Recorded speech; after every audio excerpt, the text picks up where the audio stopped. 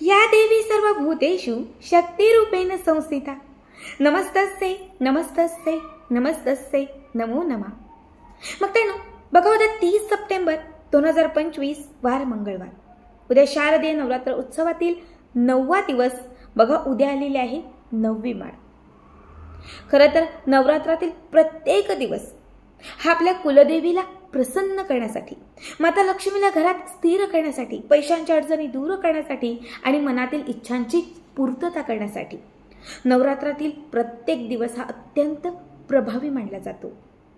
मात्र बघा, हे 9 दिवस माता लक्ष्मीच्या नवस्वरूपांची पूजा करण्यासाठी जितके महत्त्वाचे असतात, तितकेच महत्त्वाचे हे 9 दिवस आपल्या आयुष्यातील नकारात्मकता, आपल्या आयुष्यात असणारी शत्रुपीडा, आपल्या घराला, आपल्या कुटुंबाला लागलेली जी बाधा आहे ती बाधा, किंवा जी काही वाईट शक्ती आपल्याला त्रास देत आहे ती वाईट शक्ती, ह्या सगळ्या गोष्टींचा नाश करण्यासाठी, ह्या सगळ्या गोष्टी आपल्या आयुष्यातून दूर करण्यासाठी नवरात्रीचे 9ही दिवस अत्यंत प्रभावी मानले जातात। आज या व्हिडिओमध्ये मी तुम्हाला उद्या असणाऱ्या नवमी तिथीला करावायचा एक सर्वात महत्त्वाचा उपाय सांगणार आहे। उद्या खूप काही नाही जमलं तरीही चालेल, तुम्ही घट मांडलेला नसेल तरीही चालेल, नवरात्रीत तुमच्याकडनं खूप काही सेवा नसेल झाली तरीही चालेल। फक्त उद्या नवमीला ही एक वस्तू तुम्हाला तुमच्या घरात आणायची आहे आणि अभिमंत्रित करून ही वस्तू तुम्हाला वर्षभर तुमच्या सोबत ठेवायची आहे। बघा, जर उद्या नवमीच्या दिवशी हा एक उपाय तुम्ही केला तर आयुष्यभर कधीही तुमच्यावरती वाईट वेळ येणार नाही, कुणीही तुमच्या मागे काही करणी बाधा करणार नाही, कुणीही तुम्हाला किंवा तुमच्या घराला नजर लावणार नाही। सतत अपघात होणे, घरामध्ये आजारपण येणे, सतत संकटे येणे किंवा घरात सतत क्लेश कलह होणे, या ज्या काही समस्या आहेत त्या दूर होतील। तुमचं आणि तुमच्या पतीचं पटत नसेल, सतत क्लेश होत असेल तर या एका उपायाने तुमचे जे काही आहे ते पटायला लागेल। बघा, ही वस्तू तुमचं नेहमीच वाईट शक्तींपासून, वाईट गोष्टींपासून संरक्षण करत राहील। ही एक वस्तू वर्षभर तुम्हाला सिद्ध राहील, जी प्रत्येक कामात तुम्हाला यशाची प्राप्ती देईल। आता उद्या दिवसभरात कधीही नाही, उद्या तर अगदी तुम्ही परवाच्या दिवशी, कारण परवा सुद्धा नवमी तिथी आहे। यावर्षी एक दिवस आपल्याला एक्स्ट्रा मिळालेला आहे, दसरा जो आहे तो 11व्या दिवशी आलेला आहे, त्यामुळे दसऱ्याच्या अगोदर तुम्ही कधीही हा उपाय केला तरीही चालेल, उद्या नाही तर अगदी परवा केला तरीही चालेल। काय करायचं आहे तर मी तुम्हाला ज्या वस्तू सांगणार आहे त्या वस्तू सगळ्यात अगोदर तुम्हाला एकत्रित करायच्या आहेत। सगळ्यात पहिलं, जिथे कुठेही पांढऱ्या रुईचं मूळ भेटेल, आजूबाजूला कुठेही सफेद रंगाची जी रुई असते त्याचं मूळ भेटेल ते घरी आणायचं आहे।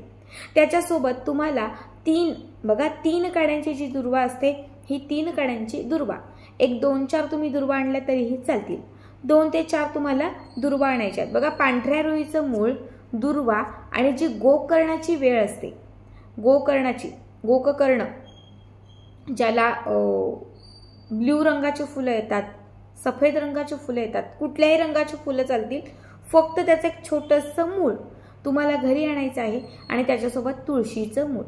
पुन्हा एकदा ऐका, तुळशीचं मूळ, गोकर्णाच्या झाडाचं मूळ, पांढऱ्या रुईचं मूळ आणि दुर्वा, 4 वस्तू उद्या नवमी तिथीला किंवा दसऱ्याच्या अगोदर तुम्हाला आपल्या घरात आणायच्या आहेत। आणलेल्या 4ही वस्तू सफेद रंगाच्या कापडात, सफेद रंगाचं एक छोटंसं कापड घ्यायचं, त्या सफेद रंगाच्या कापडामध्ये ठेवायच्या, कापडाला गाठ मारायची, छोटी तयार केलेली पोटली देवघरात माता लक्ष्मीच्या समोर किंवा घट मांडला असेल तर घटाच्या समोर, नाही तर देवघरामध्ये माता लक्ष्मीचं स्वरूप म्हणून एखादा फोटो असेल, टाक असेल, श्रीयंत्र असेल, काहीही, त्याच्या समोर ही पोटली ठेवायची आहे।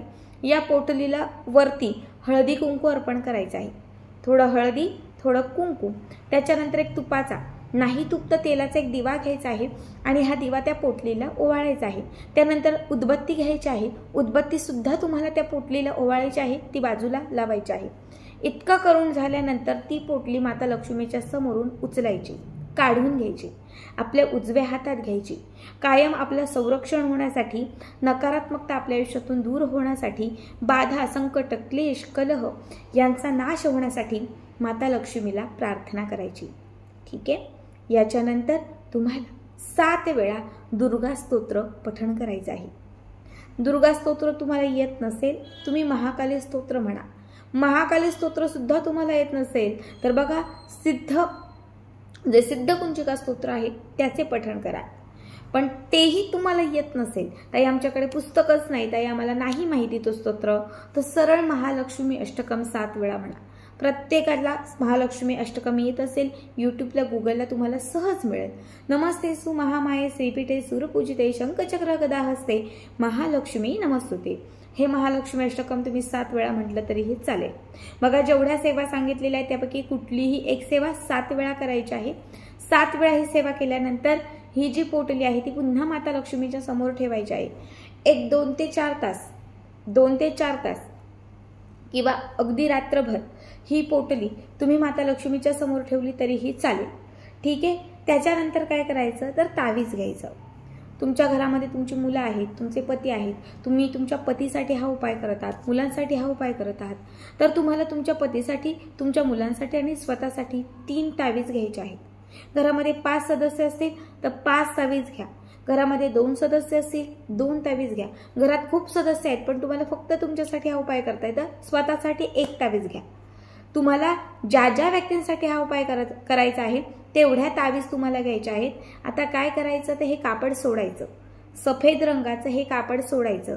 त्या कापडामध्ये घातलेलं पांढऱ्या रुईचं मूळ, त्याच्यानंतर तुळशीचं मूळ, त्याच्यानंतर त्याच्यामध्ये घातलेली दुर्वा आणि गोकर्णाचं मूळ, ह्या 4ही गोष्टी ज्या आहेत त्याचे एक छोटे छोटे बारीक तुकडे करायचे, अत्यंत बारीक. आता हे तुकडे कसे करायचे तर तुम्ही ते सुरीने करू शकता, तुम्ही कैचीने करू शकता, कशानेही करा चालेल.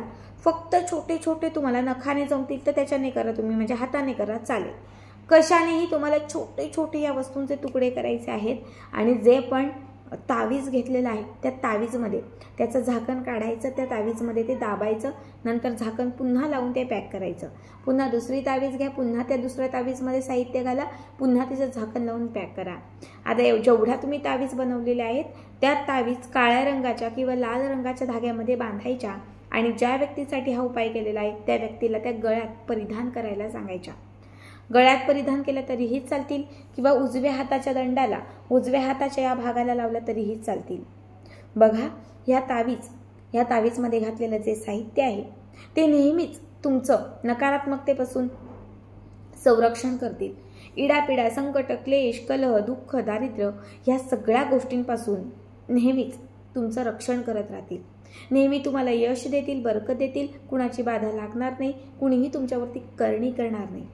तुमच्या ज्या काही इच्छा मनोकामना आहेत त्या पूर्ण होतील आणि नेहमीच तुमच्या आयुष्यामध्ये पैसा, संपत्ती, लक्ष्मी ह्या सगळ्यांमध्ये वृद्धी होत राहील.